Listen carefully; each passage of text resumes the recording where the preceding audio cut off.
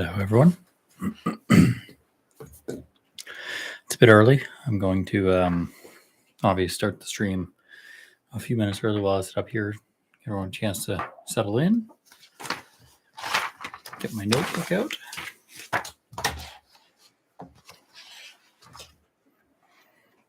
I'm going to give it probably one more minute because I said 5:45 and I want to be true to my word. We're going to talk about Bill C-21, the Johnston Report, the timing, and then probably some of the gun organizations, CSAA,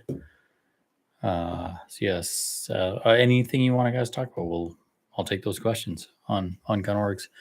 But we'll start off with Johnston Report and all that other stuff. So, like I said, 5:45.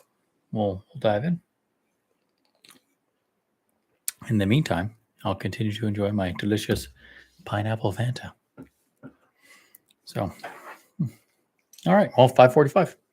Hey, Daniel, checking in from Caledonia, Ontario. It's a bit late there in Caledonia. Thank you for checking in so late. Spook, I recognize the name, obviously.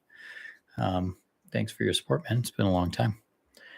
So for those that have been perhaps checked out today, the Johnston Report, for those that don't know, David Johnston being a former governor general who was assigned, you know what?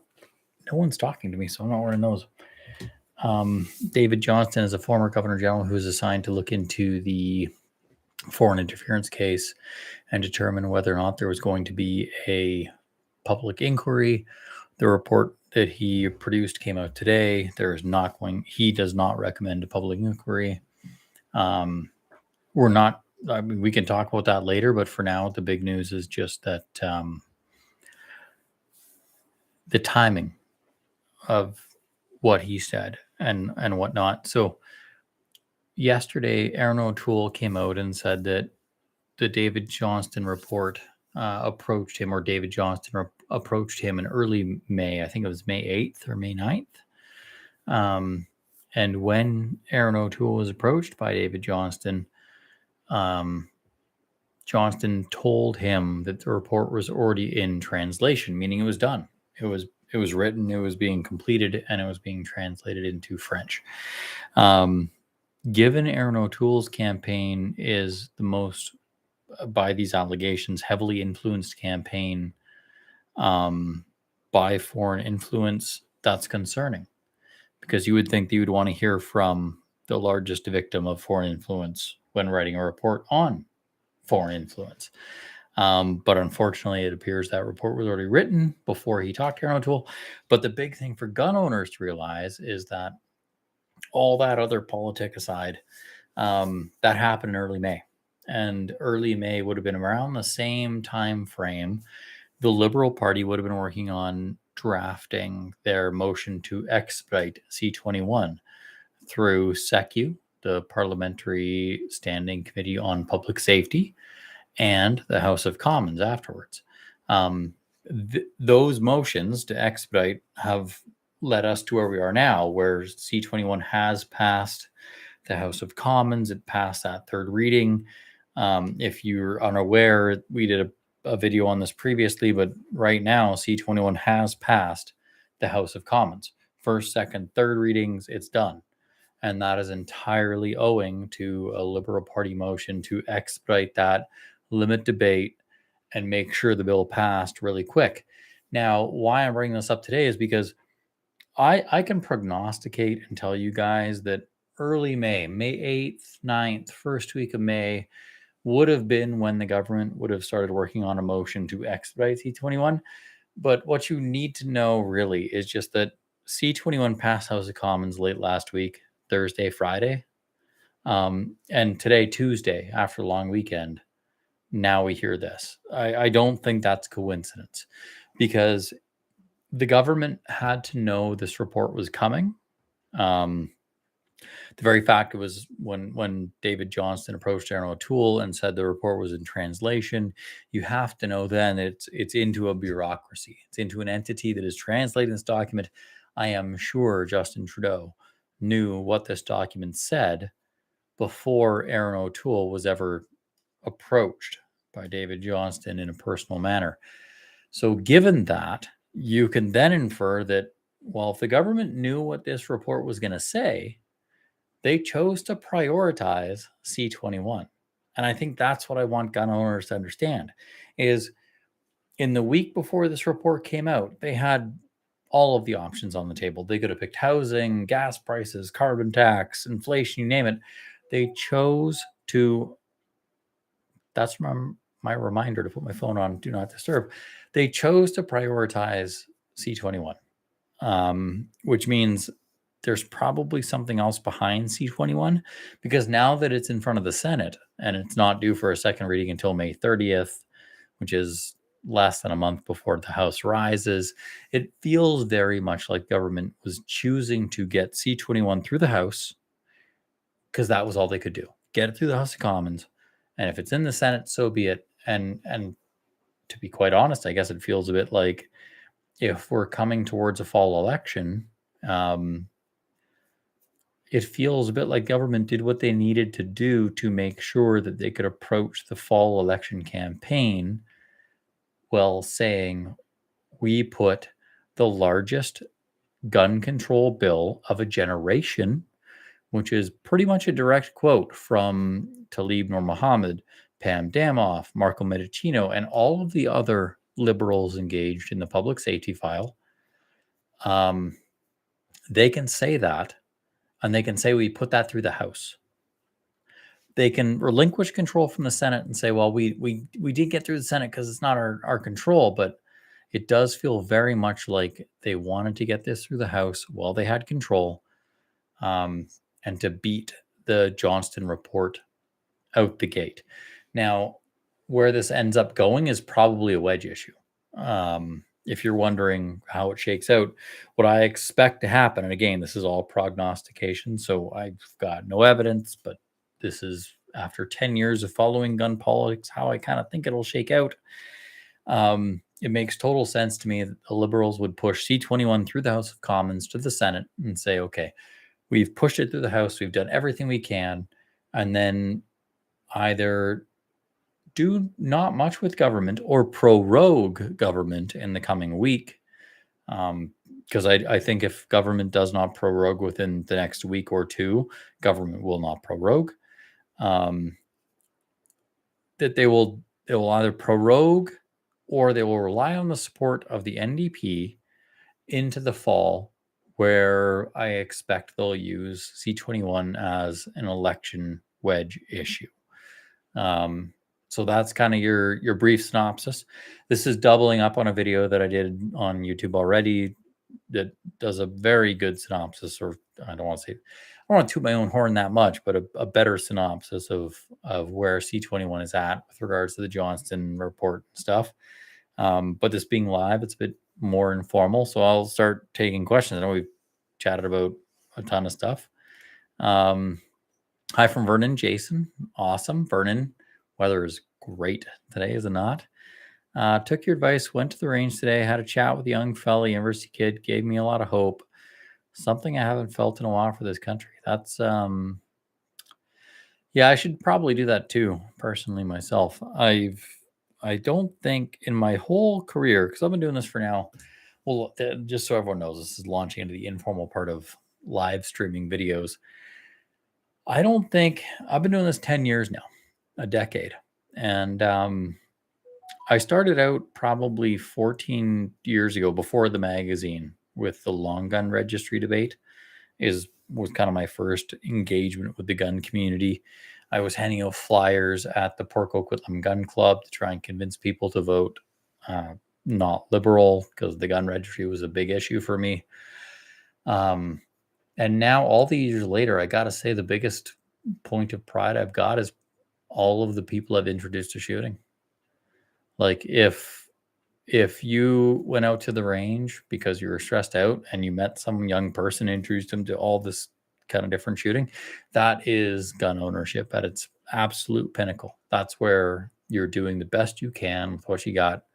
Because man, like, I mean, no joke, I put like probably a 10-year-old Boy Scout behind a rifle for a Boy Scout day, and he loved it. and it was amazing. His parents loved it. He learned responsibility. It was an awesome time. So I think everyone's got to put a little bit of effort into getting some new shooters out there. I think some people want to probably talk about the organizational stuff, and I've discussed this on some other podcasts in the past. And by the past, I mean like the last 2 weeks per se. The one I think a lot of people want to talk about is CSAA, the Canadian Sporting Arms and Ammunition Association, and their, I guess there's no other way to put it, in contract with the government. So I guess it was about a month ago. So by way of background, the Canadian Sporting Arms and I guess I should launch into this properly. The Canadian Sporting Arms and Ammunition Association is Canada's gun industry organization. By what I mean by that is that they are the organization. Like if you're a gun owner and you feel like the CCFR represents you well, the CSAA is that for the industry. Jen Gadbois, and I pray I am not butchering Jen's last name pronunciation, is the executive director. She works full-time for the gun industry, representing that organization, both to the industry and to government. And that's where it gets kind of complicated. We'll keep going. So long story short, a few weeks / months ago, the CSAA signed an agreement with the government to help the government assess newly prohibited firearms inventories, newly prohibited firearms accessory inventories to government. And what I mean by that is if you're a gunsmith or a gun shop in Smithers, or I'm sorry, I only know BC towns because I don't travel much, but BC, Medicine Hat, you name it. If you're a small gun shop in one of these towns, the CSAA was charged with this contract, helping tell the government not what you had, but the value of what you had. And this is where it gets complicated, because the original understanding with everyone was the CSAA was going to tell the government the value of what the industry had. But when the contract came out and it was publicly viewable, it didn't just appear to divulge the values of newly prohibited firearm inventories. It had a whole clause about providing information on non-compliant businesses. That, if you've heard of this before, you'll have heard of this referred to as the rat clause, because there's no other. The snitch clause, as Spook says. It's incredibly concerning because it is the clause for everyone. And I'll say this: I'm not a member of the CSAA. I guess context: I was initially. It's odd to say this, but I'm not a member of the CSAA, but I'm a supporter of the CSAA insofar as, like, ethically, I do believe in what they're trying to do. I do believe there are some hurdles and some issues, but I believe in them. I want them to succeed. I think the CSAA is a huge asset. I don't think I'm not trying to take them down by any stretch, but that snitch clause, that to sign a contract where one of the clauses says provide information on people that aren't complying with this contract in this particular industry, that's rough. That's really tough. And for those that don't know, so we had an industry call. This is getting into the inside baseball, because whatever. That contract came out. It made a huge uproar in the industry. Numerous retailers and distributors had representatives that actually resigned from the board of the CSAA because of this issue, because it was a huge ethical thing, right? Like, everyone that works in this industry, we're the same as you. Like, we live off of this. Therefore, we're extra deep into it. But, like, as a result, we're extra deep in. So some guys ditched. Allison DeGroot we'll get there later. We can talk about Allison later. I've got some stories we can chat. Long story short, like, the organization was kind of stuck between a rock and a hard place because, and this is where it gets really tricky. The phone call where the big mass phone call everyone refers to with this. It's very dramatic. I'm sure there's video out there of it. I don't have it. I don't know where it is. It was very dramatic. And, the CSAA put their motion out there. They said what their position was. To be quite blunt, other organizations went up and down. Tony Bernardo was on that call. He was on it. I saw him on the call. Other people asked what was his opinion of what CSAA was doing, and he didn't speak up. And that was the nature of this call. Like it was very CSAA on their own, which I have a lot of sympathy for because I've been out there for sure, and it sucks. But as you say, snitches get stitches. Rod Goltaka from CFR was on the call. I've talked to numerous people. The best way to typify his response to the call was he went up one side of CSAA and down the other because he was super pissed that, CSAA had signed this agreement with that quote unquote rat/snitch clause. And the other thing that was broached in that call was a $700,000 payout, over a $700,000 payout. And he was kind of pissed that neither the snitch clause, which for me is the big thing. Like, I don't give a flying frig about the money or anything else. The snitch clause for me would have been the deal breaker. Like I said, I'm not a member of the organization, but if I were, that would have been the thing where I said no. We'll get into that later. Rod said the same thing. That was not disclosed to the CCFR before they endorsed this thing, nor was the reciprocity of payday. Like the $700,000 was not disclosed.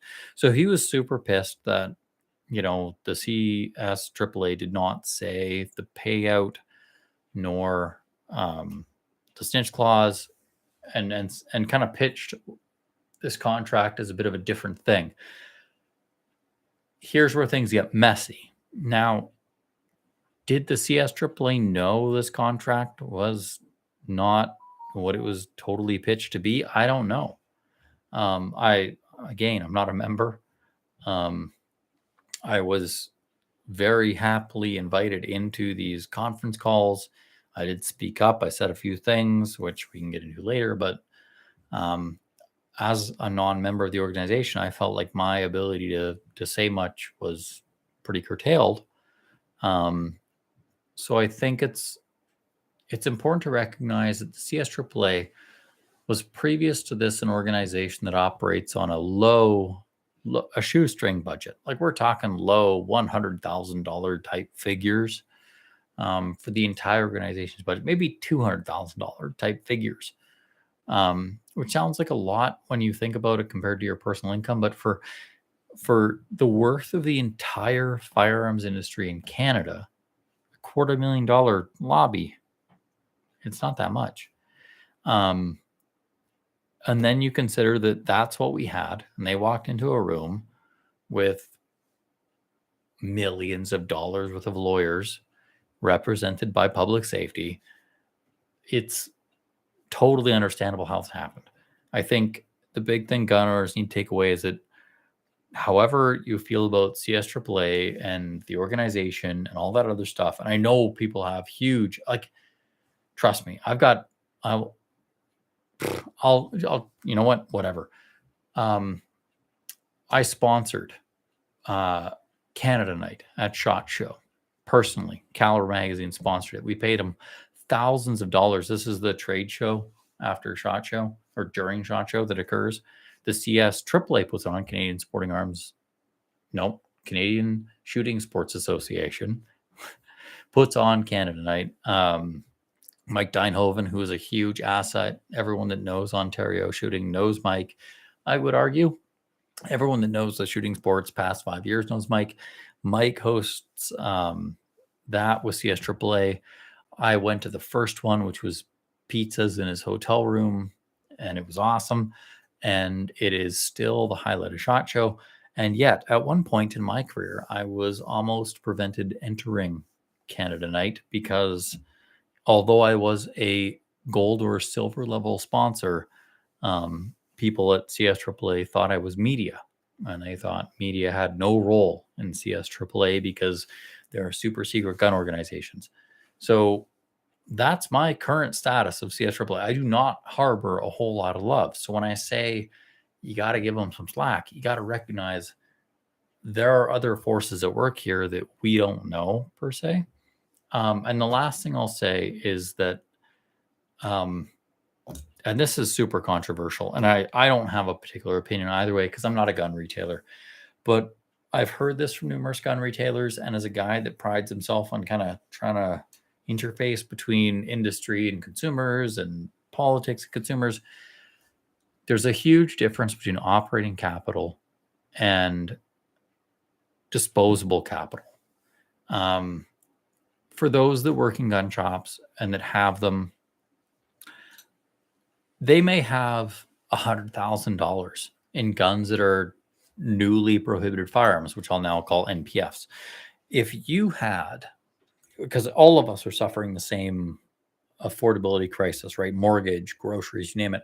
If you had assets in your garage or your basement that you haven't used for 3 years, like you've never seen them, you never touched them, they're not worth anything, but they are increasing the cost of storage. Like let's say it's in a storage spot. It's an old car. You bought it for $2,500. Now it's worth 10 grand and you're paying $300 a month to store it. You would also be kind of like, hey, I want to get rid of this thing. And that's the only thing I will say. People were a bit too eager to jump the gun, no pun intended, with regards to jumping down the gun industry's throat. Because again, I have all the ethical space in the world for, like, for example, I haven't sold any of my newly prohibited firearms. I wouldn't know how to because they're prohibited, but I haven't. And that's just because it's an ethical thing for me. I don't think I should. If no one else can, I shouldn't. And I don't think I should have to. So I'll hold out as long as I can. But I don't have any employees' salaries who are reliant on me selling guns. And that's the one thing where a lot of people I've seen have carried the flag saying, oh, it's unethical. CSAA is selling us out, you name it. And they're ignoring that ethical side of the equation where it's totally like let's say you've got 10 AR-15s and one employee, there is a very ethical argument that says, well, I should keep these AR-15s because the government wants them and I don't want them to have them. So I should keep them ethically. But if keeping them means my employee can't make their rent, what's the ethical solution here? And that's where I will say, if it was me, I'd sell the guns. I'm a person. I'd help my employee get the rent. Come on. Like, people are people, guns are guns. Help people, you name it, So I'll dive into the questions now. Allison DeGroot wouldn't have sold out. No, Allison would not have sold out retailers, but Allison also didn't do too much for retailers, to be quite clear. I spent 4 years trying to be a member of CSAA organization, volunteering, trying to be an executive, and Allison and Wes simply threw up hurdles. So I've got no patience for either of them at this point. I have a lot of time for CSAA. I've got no time for the people that kind of run it. With the exception of Jen. I know Jen's doing the best she can. I know Wes is too, I guess, for that same thing. Any thoughts on the likelihood this awful will get removed from Canada in the future? I don't know why we don't have a common sense. I think it will. I mean, who knows? I hope it gets removed. The big thing I can kind of sum up is that it's only going to get removed with the change of government, right? Like if we don't get a change of government, there's no chance it ever gets removed. So, well, wait, I'm just moving my lights here because I'm going to have to close my blinds with the sun setting down the lights here. So.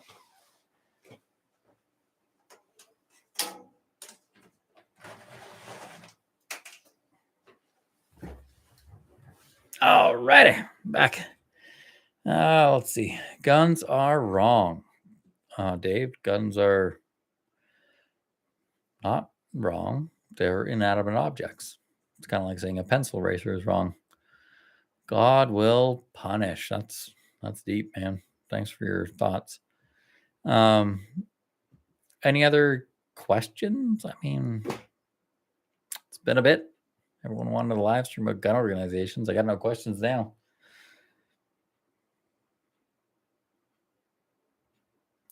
Prorogue is likely the only. I agree. So I think for those that are unfamiliar, again, I did a tweet earlier today about. I think with what's going on with the David Johnston report, if you're a liberal, you're looking at this report thinking that it's probably opening up a huge flank, right? The conservatives are absolutely going to go ham on all of this. They'll use this whole report to try and get all the fundraising, all the notions, because I mean, this is effectively the government saying there's no point looking into this. Where I get curious is where the NDP goes.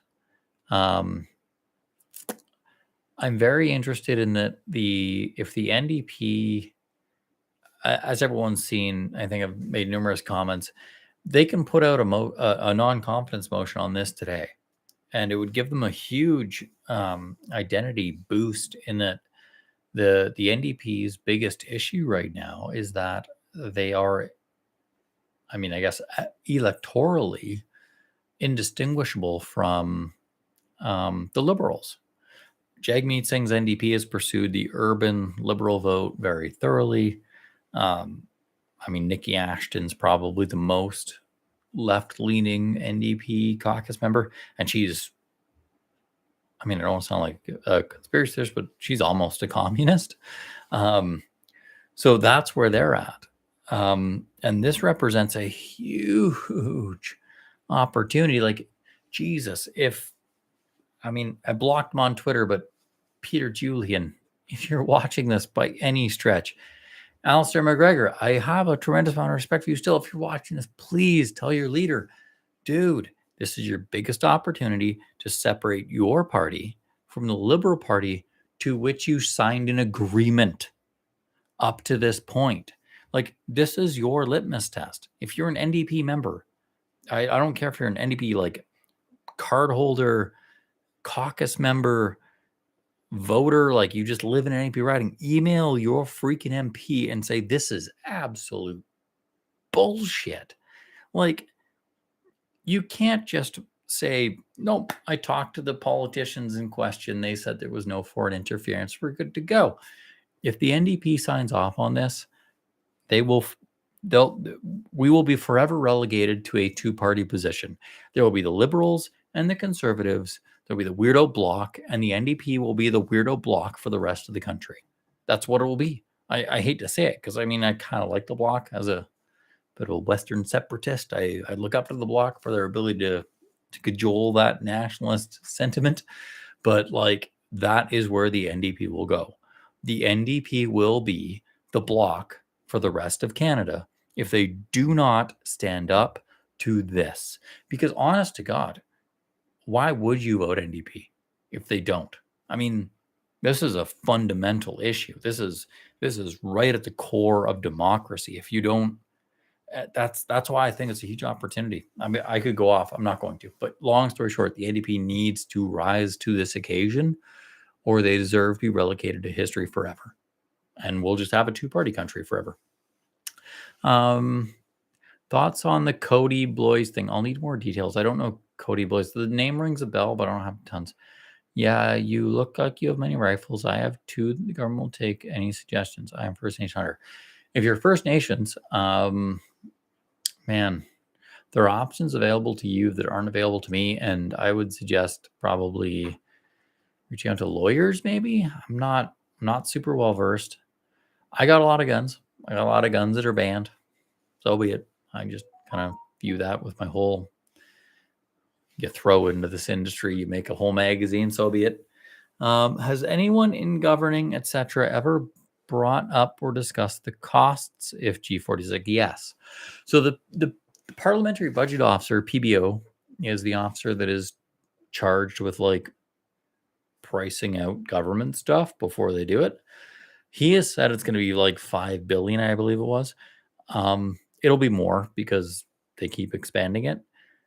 And that's where it gets difficult, is like they almost keep expanding the prohibition list so rapidly that it's impossible for anyone to keep up with the pricing. Like, I'm pretty aware what guns cost. I've been working in this industry 10 years, sold gun ads for all that time.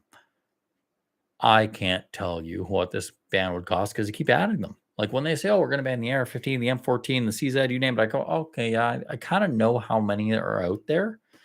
Now, though, like with G4, G46, we're number ones, Mausers, and then now where we just go CFAC, I have no idea. It's going to be in the billions. It will be billions of dollars if they actually do it. That said, this is all predicated on them paying us for them, because there's an alternate reality where they just say, no, we're not doing the buyback anymore. I mean, the buyback has moved exactly nowhere, but prohibitions have expanded. So if the buyback is not keeping pace with prohibitions, I would tell gun owners to no longer expect the buyback to keep pace with prohibitions long term. Scrap Bill C-21. You are goddamn right. MPU advocated for IPSC, and then when it came, yeah, that was a liberal guy. He abstained, although the NDP did the same thing. I mean, the NDP can't afford an election right now. That's why they won't push. You're not wrong. They can't. But the one thing about the Johnston Report, and that's why I think C-21 is relevant now, is they rushed C-21 out the gate, which cost the NDP a tremendous amount of rural seats, right? And the Liberals, like, if you're a rural caucus member for either of those parties, you're wishing you weren't. But I kind of wonder if the Johnston Report doesn't make you reconsider. You know, I mean, you were pushed to push all this stuff out, made it happen, and then this comes out. I don't know. I feel like caucus fractures have to happen sooner or later. If caucus fractures don't happen, we should probably all just move to a different country. The NDP can't afford it. Yeah. Mm-hmm. So then Ron McKinnon was the breaker. So Ron McKinnon, so those that don't know, Ron McKinnon was the chair of the he still is the chair of the Parliamentary Standing Committee on Public Safety. The comical part is that Ron McKinnon is a Liberal MP from Port Coquitlam. To go fully into the weeds, I used to work in Port Coquitlam. Everything I learned about magazines, I learned in Port Coquitlam. I love Poco, Port Moody, Tri-Cities. If it didn't rain so much, I'd still live there. But long story short, Poco is the most popular gun club in the entire GVRD by a huge margin. Like, they're the only public range in Vancouver, to put in perspective. And Ron McKinnon, who won, or I think is currently within about 3% on the polls, decided he was going to chair SECU and just ram C-21 down our throats. And I've said before, to be quite clear, there are more members of the Port Coquitlam Fish and Game Association than make up the difference between Ron McKinnon and his nearest rival in the last election. So by the next election, where hopefully we've got Poilievre instead of O'Toole running the main campaign, it's one of those cases where you're just looking at a guy going, you are giving up your future career to sacrifice it in name of your current leader. It's very weird. Keep on going. What do you think the future will look like if the CPC wins in the next election for firearms laws again? I don't know. I do think we'll see if this is where it gets tricky. If Pierre wins with a majority, if the CPC won a majority, I would kind of expect, I've never actually thought about this. If the Conservatives win the next election, I would expect them to institute the simplified classification system, because that would allow for the maximum reallocation of assets to mental health and addiction recovery. And I think that's what they're on the path for. So I would think that, but just to be clear, I've never talked to them. I've never talked to Jenny Byrne, talked to Pierre. I've never talked to anyone from the opposition leader's office. So this is all arm's length prognostication. If they would like to call me, I would be happy to chat, but they absolutely never do. So my thought would be, yeah, I think if a majority simplified classification system with the aim of defunding as much as possible, such as it's sufficient for safety, and then moving those funds into other systems. If it's minority, I think if it's a minority, I think you would see a press to get the handgun trade brought back. That would be the priority I would expect. It's a big value item, the industry wise. That's where I think we'd see a return to being able to buy and sell handguns. But again, I have no idea.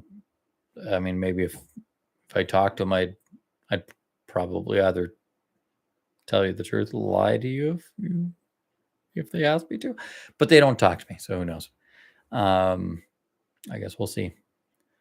Jagmeet had the big handshake photo op when C-21 came down, but it's true. Yeah, C-21's Jagmeet's a bit of a lame duck. We'll see what he does. I wish he'd have a backbone, but what do you do? Ty says, I wish I had a question, but I feel like we're at the point where the only thing you can do is be outspoken, vote, and correct lies when you hear them. Other than that, hope for prorogue. Ty, that is super deep, dude. You're not wrong. I mean, again, I've said it a million times. I've been doing this 10 years. I have never felt more powerless. It was a awkward statement, but to put in perspective, when I first got into gun politics, which is, I guess, a bit of history, it was when Candace Bergen was trying to put C-391 forward. That was the bill that would have killed off the long gun registry during the Conservative minority when Jack Layton still was around and serving as the NDP caucus leader. When I mean I was involved, I was straight up involved. I was sending out emails to all of my MPs. I was sending out emails to gun clubs. I was sitting in a chair. Literally, I bought an old school chair, like elementary school, wooden, shitty chair. Drove it to the Port Coquitlam Gun Club because it was the most popular one in the town, and sat outside every Saturday and Sunday handing out flyers saying the gun registry does not work. Here's why. I hosted pancake breakfasts at my local gun club saying, here's why it doesn't work. Here's why. And now, 14 years later, I can say I've never felt more useless. I have a bigger. So when I did that 14 years ago, I had an own caliber. I had no Facebook page. I did not have any followers. I was a young guy who just liked to shoot guns for recreation, and I was very passionate about the politics around it. Now I have a company which produces thousands of magazines. I have a following of 26,000 or something on Facebook, thousands on Instagram, and yet my influence has never been smaller. Why? Because government is more isolated than ever. Like, I don't know how else to say it. Like, back in those days, 14 years ago, we put out all this stuff. We put out flyers. We sent out emails. And in response, Jack Layton said, I'm not going to whip the NDP. It's very famous. I know a lot of guys weren't around for this because you're younger.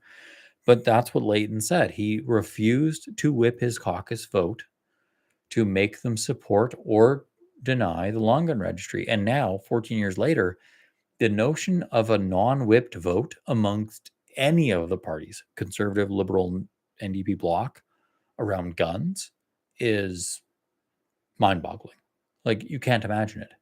Imagine Jagmeet standing up and saying, well, C-21, yeah, seems controversial. We're not going to whip our vote. You can't imagine it.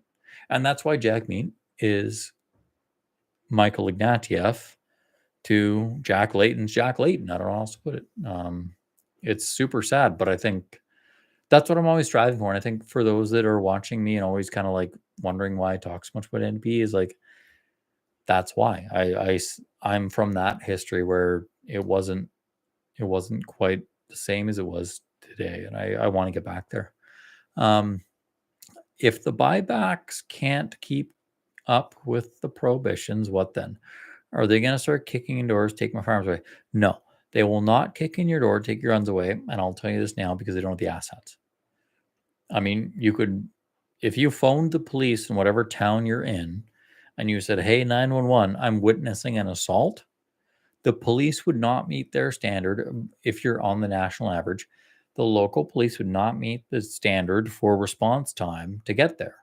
So if they can't get to an assault in progress on time, I don't think they're going to prioritize taking your AR-15 from a guy that's got no record. I just don't see it. And that's, again, one of the bigger issues is C-21. I don't see how this works.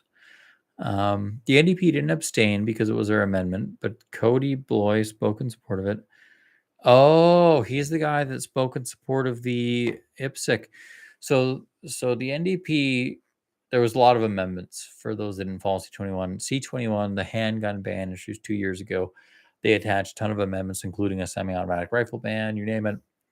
The NDP tried to introduce an amendment to exempt IPSC competitors from the handgun ban. Because, of course, if you're an IPSC shooter, if your handgun frame cracks or your slide cracks or whatever, you got to get parts, right? So also, too, you can't really start participating in the sport if you can't buy a gun. So it's problematic. Cody Bloy did introduce an amendment that sought to exempt IPSC members from that. It didn't go. He abstained, so it failed. I think that was a bullshit thing, to be quite honest. To use crass language, I think it was a bullshit amendment sought by bullshit politicians trying to satiate their constituents with the notion they tried, and no one's buying it. You didn't try, you just put it out there, and knowing it would fail, went, oh gosh, I tried, guys. No one's buying it, and I'm still going to try and put you out of your job in the next election. And I hope all of my colleagues do too, because you deserve no better, and you know who I'm talking about. So I hope you get this. That's as fiery as I'm going to get about that, because I'm pretty pissed about it. Thanks for hosting this. Are you no longer attending pressers for government firearms announcements? The questions you asked, so fun thing there. After, for those that didn't know, I've attended pressers my whole career, I guess. We had a public minister of public safety actually interviewed in the magazine years ago in print. It was awesome. I've tried to stay in touch. For those that don't know, I don't know if I can. I'm going to try and do this. I'm not good at OBS, but I'm going to try and show everyone why I don't take part in government pressers anymore. It's going to be kind of tricky because it's.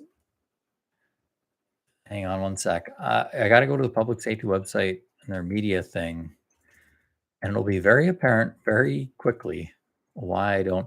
Long story short, they don't do much media.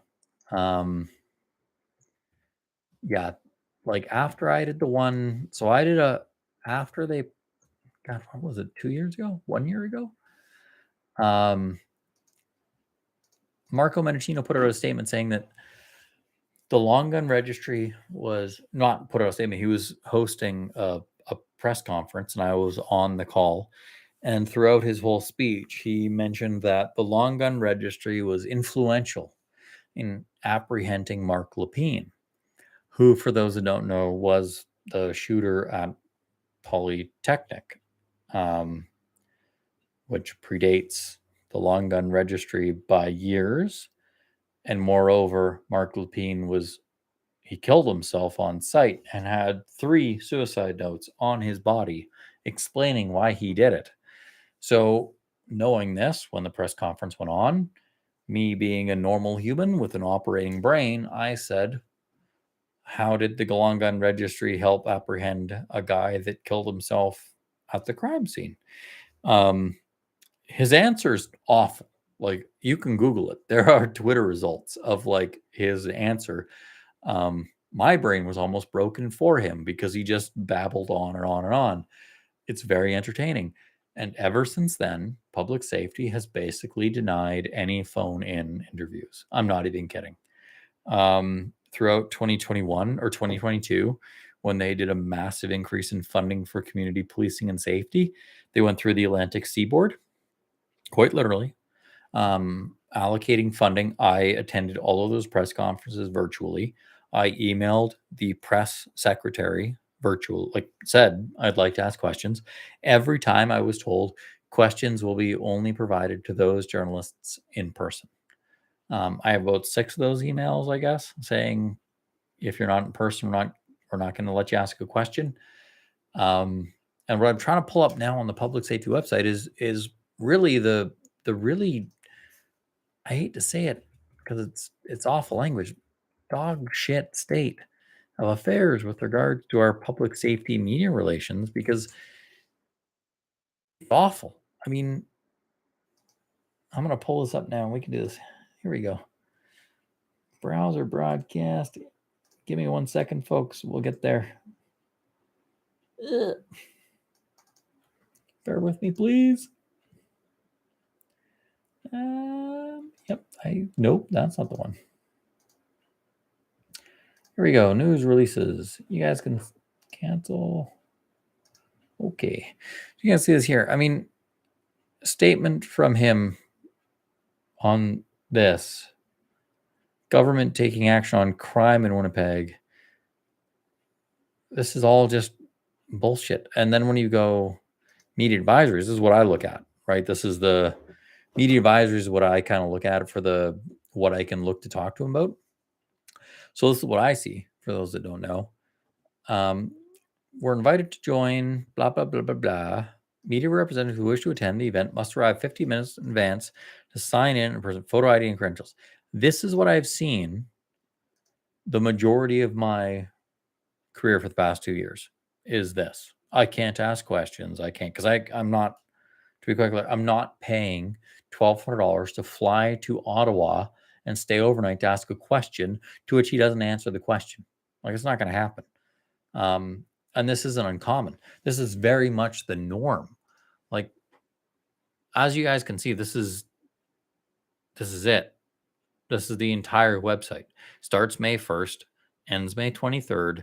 There are 5 entries into which I could ask questions. There's nothing else. Like, it's awful. And again, speeches. This is another one. The last speech this government has entered into the record is from 2020, from when Bill Blair was still a freaking minister. Minister Goodale, I hate the fact that I look up to the days when Minister Goodale was still around, but like remarks from Minister Goodale in 2019, that's pre-COVID. These people are freaking inept. I don't know how else to put it. Let's look at the gallery. Oh, look, Minister Blair's video message for Fire Prevention Week 2022, a year ago. Like, these news releases are archived to 2014.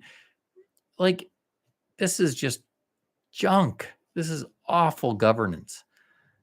And that's where I know I'm teeing off here, but like, it drives me absolutely nuts because I honestly, I don't know what else to say. I can't ask these people questions. They will not answer them. They're useless. So yeah, that's why I don't answer. I can't ask questions because they won't let me. Just a question. I see handguns for sale on town posts. It's still possible to buy a handgun. No, you cannot buy a handgun. If you see a handgun on town post, do not buy it. It's probably bait. That's bait. Send that to the RCMP. It's probably the RCMP posting it. You cannot transfer a handgun right now. Don't do it. You will hate it. It's only a bad time. Don't do it. So they prohibit guns now. I thought it wasn't one yet, over yet. Ramsey, they didn't prohibit. Well, I guess they haven't. So C-21, for everyone that's unfamiliar, because I know there's a lot of people watching now, everyone that's watching, 57 people. This is super cool. When C-21 passed, or when C-21 passed the House of Commons, C-21 seeks to pass every semi-automatic center-fire long gun made after C-21 passes royal assent. So that probably means if the government gets their way and the voters vote their way, that about December of 2023, January 2024, you'll no longer be able to buy any semi-automatic firearms, period. You name it. The problem, and that's a problem, to be clear, the bigger problem is that the minister has also said that they're going to reconstitute the Canadian Firearms Advisory Committee, CFAC, and they'll charge CFAC with making recommendations on firearms designed before C-21 passes that are too dangerous to own. In other words, C-21 will pass all of the guns moving forward, and CFAC will ban all of the guns backwards. So basically, winter of this year, C-21 will ban all the stuff, and winter of this year, CFAC will ban all the stuff backwards. And why I say that is because, like, to be quite honest, Elizabeth May Rose, Green Party leader, MP for Esquimalt, Victoria, rose in the House of Commons and asked whether or not C-21 would prohibit the SKS rifle. Pam Domoff, who is the Parliamentary Secretary for Public Safety, i.e., she is second below Marco Mendicino, specifically said that the SKS is one of the rifles that the government would ask CFAC to look at. So, reading between the lines, the government will tell CFAC what guns to look at. In other words, that G46 amendment that all of you remember, the big list of guns, SKS, Ruger number 1, Mauser, Browning Bayar, those will all be the same guns CFAC is asked to recommend to be prohibited. So they're not prohibiting guns now, but they're prohibiting all the guns you can own in the future right now, if that makes sense. Hit the like button to help the man out. Yes, please, because the algorithm is a total pain in the butt. If you're a gun person, I will say this, self-promoting moment here. Everyone, please subscribe to the YouTube channel. Hit the like button. I hate saying it, but the reality is that gun content is throttled incredibly severely. I have a second company, an unrelated thing. It is showing me how much it's throttled. I need you guys to subscribe, like, share. Otherwise, this stuff does not go anywhere because it is firearm centric. But I think if you're a gun owner, obviously you need this stuff to go places. You need your friends to know this. So please like, share, comment, you name it. Whatever you do to interact with this content, it helps the algorithm push out. Otherwise, it is going to be severely throttled. Well, don't stop. These updates are important. Your magazine is important. So we've got, I'm talking to two new printers about better costs on the magazine. So we're hoping that in June we'll be back in print because hopefully paper prices come back down. It's just, to be quite blunt, a couple companies, Transcontinental's one, they're the big one. I'm really hoping they can give us a better price. Paper's been nuts. Have a good night. All good stream. Thanks, Hobbies Hobo. Thank you for checking in. Time for Western Canada separate. For Western Canada separates. I don't think people appreciate that Western Canada separation is honestly one charismatic leader away from success. I really don't think people get that. 1,200 divided by 60 watching is $20. Oh, for sure. I don't want to get. We're not going to get into the whole how anyone donate. Well, I'll make this work. We'll keep going. Trust me. We'll figure it out. I'll find a way to keep making a living doing this. At this point, 10 years in covering this, someone's got to find value in this, right? I'm confused by the definition. So what would you say an empty chassis or KX rifle and other rifles bolt action can take? So that's where things get tricky. Because if it's a manually actuated arm from the beginning, the magazine capacity should theoretically be unchanged. But with the way this government is going, no one knows. So that's where I'll say I'm confused too. We'll have to see how it shakes out. I suspect the magazine stuff, I guess now that we're, so 6:38 p.m. my time here in Pacific time, I got to send my kiddo up to bed. I'm not putting that on hold for this. So I'll just start the prognostication now. I'll expect for for those that aren't familiar, I think that C-21 was probably an election feint, to be quite blunt. And I think the government's prioritization of C-21 through the House, which for those that don't know, like the government choosing to expedite C-21 through the House of Commons represents the government doing the utmost within their control, because the government doesn't control the Senate. So when they ram it through the House, that's them doing their absolute utmost. So to watch the government do their utmost to pass C-21 mere days before this report comes out, I'm not saying it's linked, because there's no indication it is, but it's very coincidental that the government would choose to prioritize C-21 in literally the days before this report comes out, because I can't think of anything else that happened that, Tuesday, this report comes out. What happened last week besides C-21 passing the House?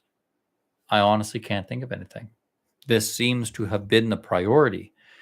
So I think for gun owners, it's a bit of a concern, because it shows that the Liberals are very interested in prioritizing gun control.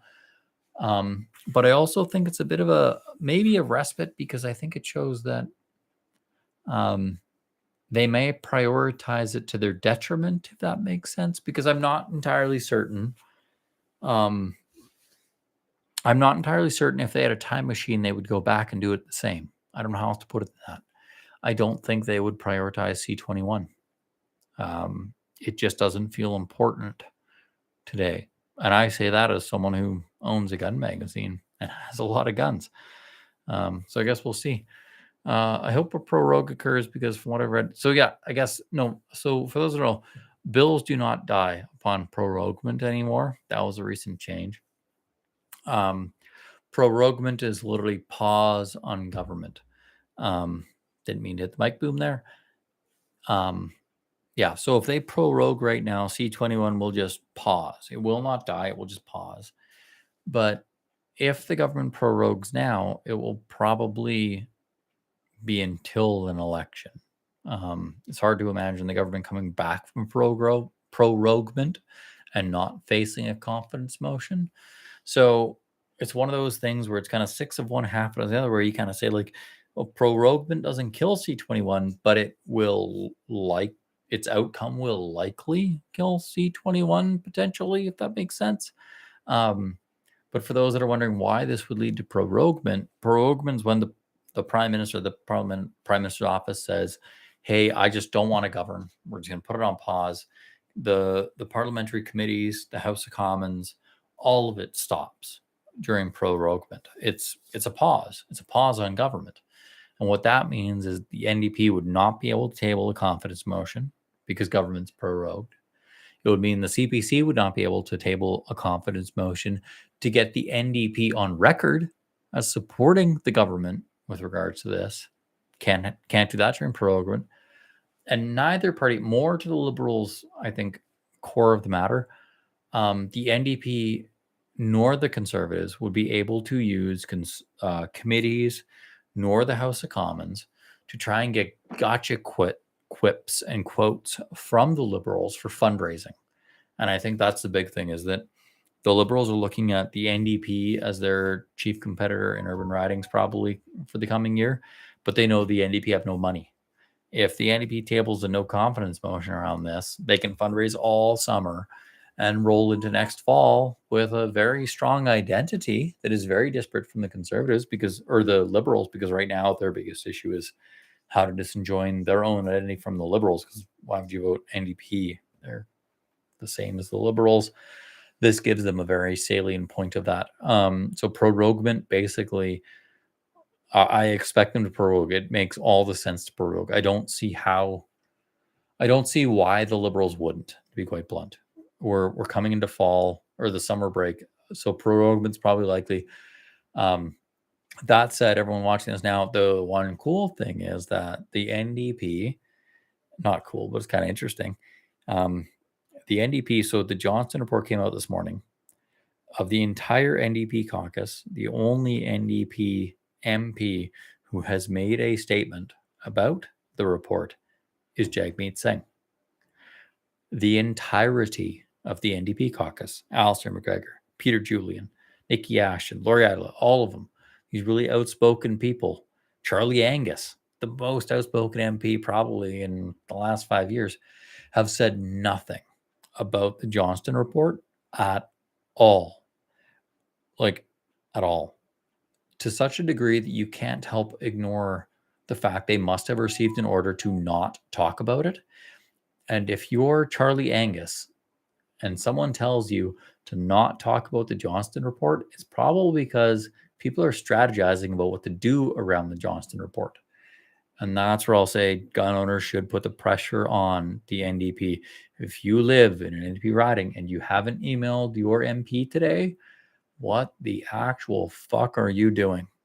Just to be blunt, because Jesus, do these people need to hear from you? Put the pressure on. I'll keep going. And last prorogue occurred. It was a vote of no confidence right after. It's true. 2019 election, that was it. I think if they prorogue, it's tough. I don't see how the Liberals don't prorogue, but I also don't see how the Liberals recover from proroguing. It's a very interesting situation. For example, the Ruger PC carbine 9mm was Spears. Yeah, therefore CFAC. Yes, it's true. You can expect pretty much everything from G46 to be on the CFAC ban list. If you assume otherwise, you're probably assuming wrong. Do you think the committee will prohibit semi-auto shotguns? Yes, they probably will. If they prorogue, they have to do a new throne speech, which is it's true. Yeah, when they come back, I don't think. Yeah, the program change I think was 2 years ago. Yes, when you come back from program, it's an automatic confidence motion. I guess we'll see. Long story short, very interesting. This has been going on about an hour now. I got to send my kid over to bed. I think we'll be doing a lot of videos in the coming weeks. I'm going to be doing a ton of the like prefab videos like I did earlier where I just do the news, the C-21 updates. The live videos, if you guys want these to happen anywhere else, because I'm doing YouTube, just so you guys know, I'm doing YouTube because I think my research, it seems to indicate that it's the best way to reach a new audience. But if you guys want me to simulcast these to Twitter, or I don't know how I would, but Twitter, Twitch, you name it, like whatever. You guys want to chat about guns, play video games, I'm down. Send your comments and your suggestions below because this is early days. I'm probably going to be doing multiple videos a week moving forward because there's lots going on with gun stuff. And I want to make sure I'm doing them in the most efficient manner. Best way I know how to do that is asking you guys what I can do. So if you have feedback with regards to anything with the video, lighting, audio, where it's hosted, you want to watch play Overwatch and talk about guns, let me know. I'll take it into advisement, and as we increase the video throughput, that feedback becomes more important. So please do.